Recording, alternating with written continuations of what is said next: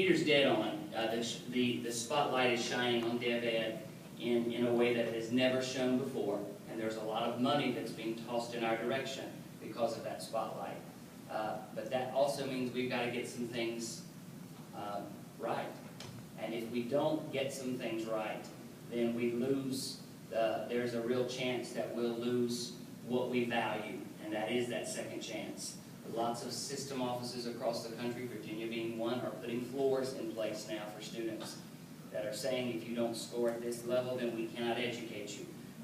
Community colleges have always been open door, and we're to the point where we're not open door anymore. So there's a lot of external pressures on us, but at the same time, that kind of pressure just creates innovation and allows those who are really, really good, I think, to thrive.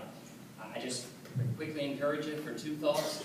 Regardless of what acceleration approach you take, whether it be AOP, Peter's model, or some variation thereof, cooperative learning can serve you very well in a whole host of techniques or whatever strategy you utilize. I think cooperative learning is just good teaching.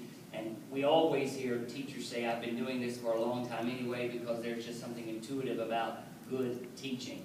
And then the second issue is one that was actually raised in our last crosstalk that I think is going to be very, very critical, and that is this idea of credentialing.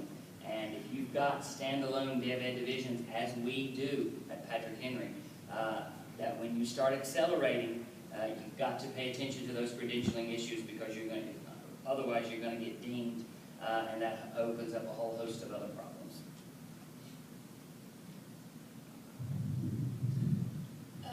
I've just got a couple of things.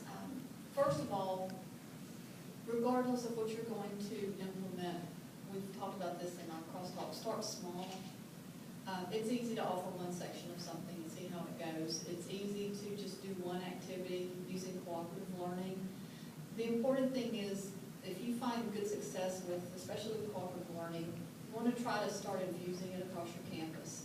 And one thing that you can do with that is some type of a best practices event, hand out something, let your other faculty members know what you're doing and how much the students like it. And if you've got a busy classroom and students look like they're having fun, people are going to start going, what's going on in there, what are they doing? And you're going to hear the students talking about it. So just start small, it will spread, okay? Most of what we've been talking about for these 2 days, as it should be, has been student-centered. What can we do to better engage the students, get them through quicker, make it work for them? But I want to give you something from your perspective. I've been teaching for 32 years, 22 of them in the community college, and I was one of Peter's first schools to start ALP. For those of you who were in the crosstalk with me yesterday, I kind of told you how I started with that. We started small. We just put out one section of it. It went well. It grew. After that, we're a small school, so we still don't have that many sections, but we've got as many as we need. From the teacher's perspective, becoming an AOP instructor changed my life as far as being a teacher goes. It renewed my energy for teaching. It reinvigorated what I was doing, because it gave me a chance to do all the things that I really, really loved with a really great group of students. And then Scale Cooperative Learning did the same thing. You know, I started being part of Scale, and I started seeing how important it was. So I want you to think about these things, not just how they're going to benefit your students, but how they're going to benefit you. If it makes it easier for you to get up and come to work, if it makes it more fun, you know, if you love coming to work already, that's great, but there are some days I think we all kind of feel like we're dragging ourselves in. These little changes, if it makes it more fun for you in the classroom, then your students are going to get the benefits of that if they know you're happy doing what you're doing. And these little changes can make that happen for you, give you something new to do. I'll kind of put it in a perspective for you. I'll tell you just a quick little story. My daughter graduated from the University of Virginia last spring, and she was moving to a town about an hour from us to work on her master's. She had never wanted to be a teacher, because Mommy and Daddy were, and she's getting tired of people going, I bet you're going to be a teacher, ain't you? And so, but she did major in English. She wanted to be a writer. Well, her senior year at UVA, she had that teacher who was just so wonderful. It put a little bit of that teaching bug in Hannah's head, not enough to commit or anything though. So she still wanted to be a writer, a journalist, and all that. Well, last summer, a friend of mine from the community college in the city where Hannah moved to contacted me, and she said, doesn't your daughter have a degree in English? See, in Virginia you could teach developmental with a bachelor's degree. And I said yes, and she said, do you think there's any chance she would want to teach a little 3-credit developmental writing class for me? I can't find anybody. And I said, well, I doubt it, but I'll ask her.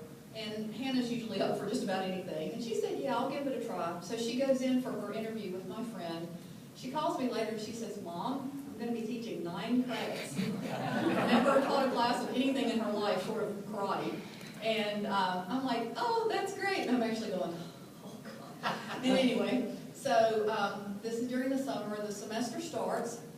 Of course, I worked with her to help her get her lesson plans and some activities and everything. And I felt she was well prepared. But that first day that she taught, I was so nervous all day long, just waiting for that phone call. I knew what time class was over, so I kept looking at my watch going, she better call me in 5 minutes after the class is over. Sure enough, she did. Phone rang, and I picked up the phone. I was so nervous, and I said, hello. And she goes, Mom, and I couldn't tell by that. Usually I can tell how she says Mom if there's a tragedy on the other end of the phone. She goes, Mom, and I said, what? And she said, if teaching always makes me feel this way, I never want to do anything else. There you go. So her career path is set. That's how I want you to feel. I don't care if you've been teaching for a year or 9 years, if you're an adjunct or a full-time, but things that we're talking about these 2 days can make, they renewed my feeling. I feel that way too. You know, I could have retired 3 years ago, but I don't want to. I love doing I love doing ALP because Greg, he's my boss. You know, he told me, he said, you can just keep doing that if that's what you love. And so I'm able to just keep doing ALP. And I do the cooperative learning. And, you know, I love coming to work. And I want you to love coming